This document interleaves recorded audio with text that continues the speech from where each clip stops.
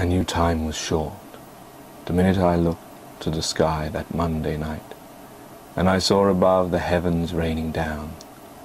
The beginning of the end had begun. I knew life would be no more, and the stars fell out of the sky, down to man below, such an ironic, beautiful sight, to in the end be our smite. The flashes of bright white glow irradiated all man's highest orders, all his fruitless frustrations, poverties, disease, lovelessness, all man's great ills, all gone, and the stars fell out of the sky. I spent that day about my normal day, as I found myself going to work, finding most people not in, and despite the empty building, I still felt the same, as if it was as full as normal, for some kinds of loneliness are always with you, no matter how many people are around you. So I took the dull day as any other, despite the very fact that the end of the world was amongst us for sure. I smiled more or less, I don't remember, for my life was done anyway, for my heart had been spurned, a woman who was locked up in prison so many miles away, played me like a deck of cards, but in her pack there was only one joker, and that was certainly me, for she robbed me of all my riches, and believe me, the least of it was my money. For what use is that anyway? I'd burn all the notes for my heart to be returned, but the riches she took was my salvation, was the heart that no longer beats in my chest, that has long since died. And so I felt this heaven raining down upon all mankind was fate for my heart's broken, was a kind of retribute to the trouble I felt as I wept the many nights away after her.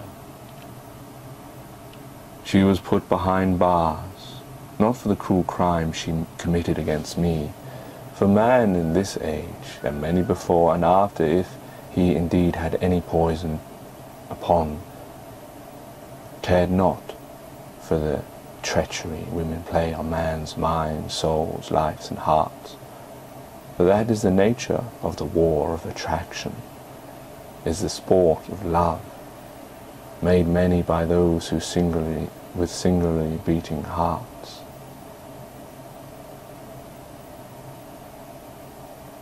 I was sitting at my desk,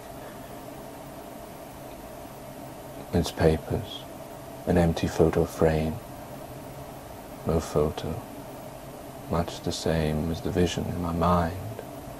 I had long since waved goodbye to all my dreams. I had nothing left to go on for, so I was ready for the stars to come upon this acrid earth and bleed it dry with my blood pumping around my body by a faulty pump that has lost its very existential reasoning. I took stock of my hands upon my lined face, where the tears had traced their long, miserable journey from my heart inside to my mind, to mine eyes, and there they had flooded, for many had I cried. I was as angry as the ocean upon storms. I was as furious as the heavy winds in a tornado. I was as weak in spirit as the body of man, as a worm under the foot of man, unable to wriggle away from his woe. I felt my eyes painful to touch, for all the redness around them, for eyes were never meant to cry such tears. They were meant to be put themselves upon such beauty as the girl whose heart I had found was never mine own. They were meant for such joy as seeing the lovers hand in hand through snow, blizzards, joy and woe, always entwined. Yet these were foolish dreams, like pictures I saw in front of my open eyes, long ago when I had something, indeed, something. What is this something that eludes me, that was once my bread and water? The normal man, as I perceive him, makes his dream his goal, his joy, such mundane things, a bright vehicle, a holiday around the world, a piece of gold in some shape or other, a winning team excelling above others, his pocket lined with the money denied the man below. All these things were set above high in the normal man's mind, yet for me, none of these things attracted me, or gave me any joy to live. For me, it was that elusive elixir, that of love, to be loved. Such a simple gift, for the man who wishes a millionaire's dream and all its trappings could be said to be a fool, for he may never receive it, yet he dreams of it, and only once partake of it is he made happy. Yet the gift my sight was set was what would be seen as achievable, and yet maybe it is harder for a man to truly find love than it is for him to set chance as a dice and win him millions. I just wanted love and to be loved, to be held by such a maiden who would soothe my loving brow, who like the great epics and poems would bring strength to the man. She loved more than any sky she could see, would make of him her energy as would he, so that each dream would be met by the love they breathed into it.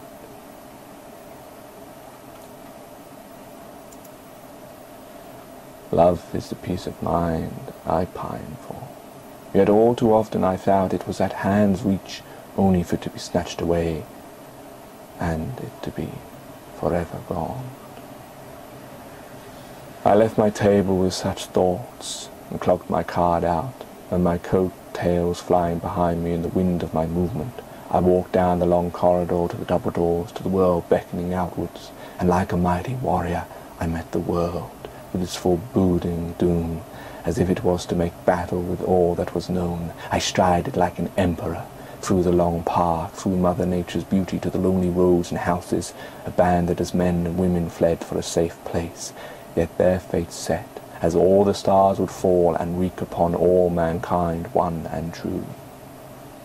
I entered the bus awaiting my entrance and climbed the stairs to the top, and sat in a lonely seat, and watched the world go by me with careful design, saw through cracks of buildings pass, houses in the distance, curtained up windows, giving me the sense of some kind of loneliness, as if the sights of empty houses abandoned reflected the inclination of my heart. I thought about the love that I sought behind bars for some petty offence that she may or may not have committed, and yet too were there bars around me, although they were invisible and would last a lifetime. She was the jailer who enticed me into them and then closed the key and disappeared with them. What was her meaning for guiding me this way, when all I sought was her fair hand? I still dream of the hand I wish to hold for a lifetime. I dream of her fair head dropping by her eyes, and my lined hands moving it away, so that sight restored, I could see her beautiful dark eyes shining deep into mine, the pools of beauty that would haunt me, but they were never mine. She spun a web of deceit, coated sugarly with poetical lines of all the things I'd hoped to hear and see, inviting me into a waking dream. Like the fabled fool, I danced upon in my head, for all these beautiful visions, all these lovely exchanges, fabrical dreams weaving like cotton for me to walk cloud-like and take my place upon the heavens with you by my side, to dream of a life where love touched every day my heart with soft, gentle inclinations, yet they were mine alone all the time. For there was only ever one love in this relationship. I was both you and me, and now I am again only me.